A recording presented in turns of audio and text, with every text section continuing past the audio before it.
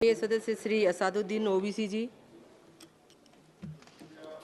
मोहतरमा चेयरमैन साहिबा, मैं शुरुआत में अपनी तरफ से ताज़ियत पेश करना चाहूँगा उन 26 लोगों को जिनका नाम पूछकर और मुसलमान नहीं होने के नाते पर उनको गोली मारकर कत्ल कर दिया गया। मैं ताज़ियत पेश करना चाहूँगा मौलाना इकबाल को, जो पूंछ के मदरसुल ज़ियाउल उलूम के मुदर्रिस थे, उस 5 साला लड़की मरियम को जिसको पाकिस्तान की शेलिंग में उसका पेट फट गया।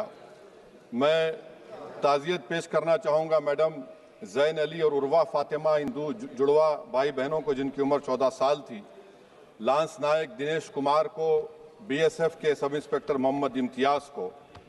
मैं शुक्रिया अदा करना चाहूँगा कश्मीर की आवाम का कि उन्होंने पहलगाम के वाक़े के बाद मस्जिदों से ऐलान किया मजम्मत का, बग़ैर किसी के बोलने पर रोड पर निकलकर उन्होंने पाकिस्तान से आए हुए दहशतगर्दों की मजम्मत की। मैं मुबारकबाद देता हूँ हमारी मुसल्लह अफ़वाज को कि उन्होंने एक अजीम कुर्बानी पेश की और बहादुरी के साथ ऑपरेशन सिंदूर में भारत को कामयाबी दिलाई।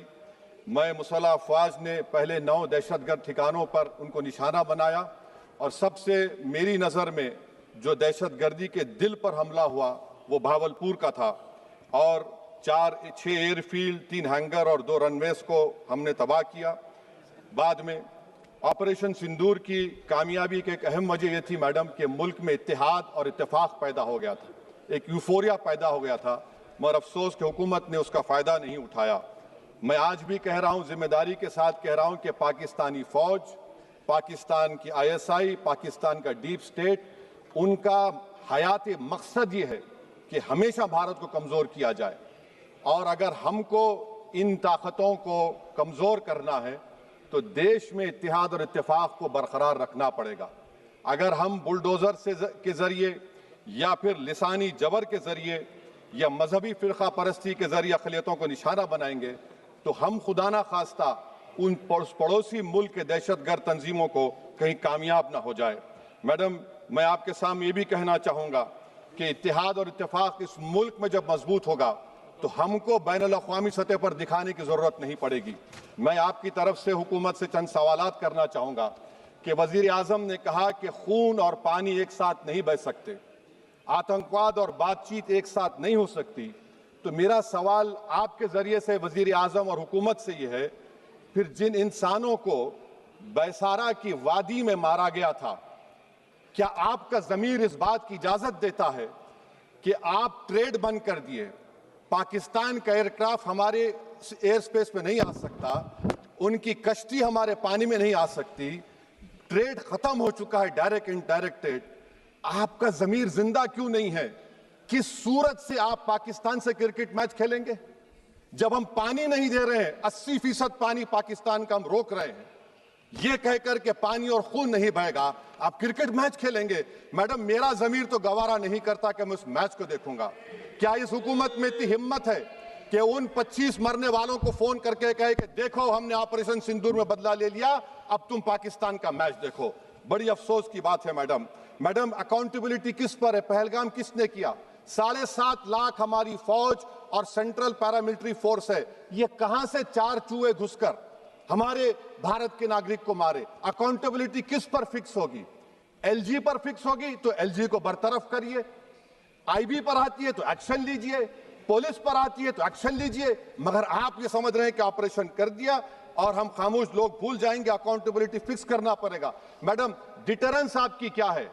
आपने सर्जिकल स्ट्राइक किया, आपने बालाकोट किया, फिर ये पहलगाम हुआ, तो आपकी डिटरेंस की पॉलिसी नाकाम साबित हुई, कश्मीर की पॉलिसी नाकाम साबित हुई, 370 हटा दिया आपने एक रियासत को यूटी बना दिया और उसके बावजूद भी दहशतगर्द वहां पर पहुंच गए।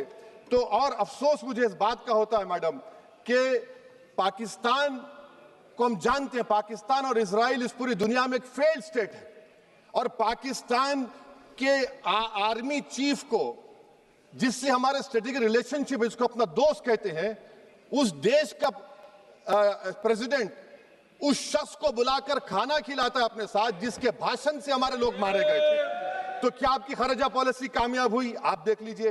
अच्छा, हमारे देश में एक ऐसी तंजीम है जिसका वजूद नफरत की बुनियाद पर और मजहबी अज़बियत को फैलाने के लिए बनाया गया। उनको तकलीफ है सेकुलरिज्म से, सोशलिज्म से, मगर हमारे संविधान के प्रियम्बल में लफ्ज सॉवरेन है। सॉवरेन का मतलब यह है कि हम खुद मुख्तार हैं, हम हाकिम आला हैं, हम अपने मुल्क के मुकद्दर का फैसला करेंगे। एक गोरा व्हाइट हाउस में बैठकर भारत की सीज फायर का ऐलान करेगा? यह आपका नेशनलिज्म है। अफसोस होता है मुझे सर। मैडम मैं आपसे पूछना चाह रहा हूं कि अगर एक चचा सैम ऐलान कर रहे हैं तो हमारी फौज पर क्या असर पड़ा होगा? हमारे उन पायलटों पर क्या असर पड़ेगा जो नहीं मालूम कितनी ऊपर आसमानों पर भारत की हिफाजत कर रहे हैं? वो नेवी का सिपाही जो समंदर में खड़ा हुआ है, उसको यह नहीं मालूम हो रहा है कि मेरा प्रधानमंत्री ऐलान नहीं किया, एक गोरे ने ऐलान किया। बड़ा ये आपके कैसा होगा ये?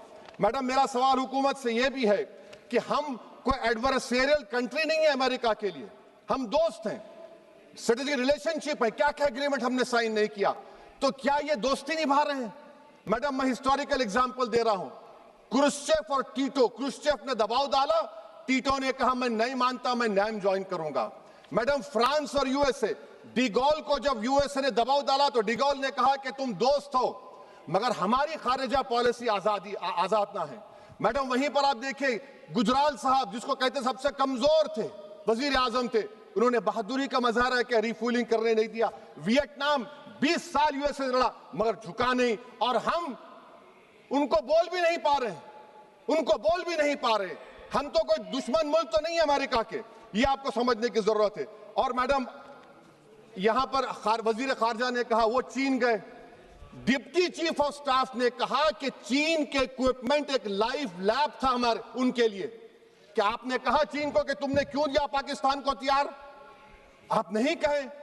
और मैडम आप जानते हैं कि रक्षा मंत्री ने कहा कि स्विफ्ट एंड प्रोपोर्शनेट, तो फिर जो इंडोनेशिया मिलिट्री अटैचे ने कहा कि हमको कहा गया मत मारो, हम सेल्फ डिफेंस में भी नहीं मार सकते थे पाकिस्तान को। और अगर आप ट्रंप के बयान को गलत कह रहे हैं कि 5 एयरक्राफ्ट नहीं गिरे, मैं यकीन करता हूं आपकी बात का, आप हमारे पायलट्स को कमेंट करिए ना, हमारे पायलट्स को कमेंट करिए कि हम अपने पायलट्स की तारीफ करते हैं, आप वो भी नहीं करना चाहते। मैं हुकूमत से जानना चाहता हूं मैडम कि क्या फ्रांस ने हमको सोर्स कोड नहीं दिया जिसकी वजह से हमारे एयरक्राफ्ट को क्या नुकसान हुआ? अब मुस्तकबिल में आप हथियार खरीदेंगे तो क्या आप सोर्स कोड हासिल करेंगे? और मैडम मैं आपको बताना चाह रहा हूं, मेरे सवाल का जवाब हुकूमत दे, हमारे पास सैंक्शन जो स्क्वाड्रन है 42 है, 60 साल के बाद सिर्फ 29 काम कर रहे हैं। पाकिस्तान के पास 25 हैं, चीन के पास 50 से ज्यादा हैं। 11 साल से आप सरकार में हैं, सबमरीन नहीं है, थर्ड एयरक्राफ्ट कैरियर कहां पर है आप बताइए। और मैडम FATF में लाना पड़ेगा आपको। अगर आप विश्व गुरु हैं तो हम आपको चैलेंज कर रहे हैं, आप G7 के कंट्रीज को, GCC को और चचा सैम को राजी कराइए कि पाकिस्तान को, मैडम खत्म कर रहा हूं, FATF में दोबारा लाया जाए। मैडम ऑल पार्टी मीटिंग हुई, देखिए कितना कॉन्ट्रडिक्शन है केंद्र सरकार में और स्टेट सरकार में। ऑल पार्टी मीटिंग में मैं था, केंद्र सरकार ने कहा कि नहीं, बैसारन मिडोस पर तो कोई जा ही नहीं सकता, जून से पहले इजाजत लेना पड़ेगा। बाद में हमको मालूम हुआ कि साल भर खुला रहता मिडोस सिवाय बारिश और स्नो के। ये कॉन्ट्रडिक्शन है केंद्र सरकार में। वहां पे मैं हुकूमत से मुतालबा करता हूं मैडम आपके जरिए से कि कौमी सिक्योरिटी को, नेशनल सिक्योरिटी को, खारिजा पॉलिसी को, फॉरेन पॉलिसी को राजनीति का मुद्दा मत बनाइए, राजनीति का मुद्दा मत बनाइए। ये हमारे मुल्क में मुफाद होगा, हमारे मुल्क के इत्तेहाद और एकजुटती को आप एक वोट का जरिया मत बनाइए। और मैं एक आखिरी बात पूछ रहा हूं मैडम, क्या चीन ने हमसे कहा था कि सीज फायर कर लो? और कैसे पाकिस्तान ने हमारे पायलट्स की बातों को सुना कि हमारा कम्युनिकेशन एनक्रिप्ट नहीं है? मैडम आखिर में मैं अपने शेर से इस अपनी बात को खत्म करूंगा कि अपने ही हाथों से सर अपना कटाना है हमें, मादर हिंद पे भेंट चढ़ाना है हमें, किस तरह मरते हैं एहरार वतन भारत पर, ये तमाशा है जो दुनिया को दिखाना है हमें। ये मैं भारत की उस बहादुर फौज के नाम पे करता हूं, मुसल्ह फौज के नाम पे करता हूं। ये शेर कहने वाला कोई बीजेपी का नहीं था, ये शेर कहने वाले का नाम शेर था, शहीद अशफाकुल्लाह। मैं फिर से हुकूमत से कह रहा हूं पाकिस्तान टेररिज्म करेगा। आप तैयार हो जाइए। आप चीन से मोहब्बत, कितना इम्बैलेंस हुआ ट्रेड का, कितना इम्बैलेंस हो रहा है चीन से। अच्छा, जब गलवान हुआ उस वक्त भी ट्रंप ने कहा था कि मैं बात करूंगा, हमने कहा नहीं बात करेंगे, जरूरत नहीं है। आज ट्रंप हमारे से पहले बोलता है। इज्जत नफ्स भी कोई चीज होती है। इख्तिदार में कोई यहां रहेगा, कोई वहां रहेगा, मगर इख्तिदार में इकबाल होना चाहिए।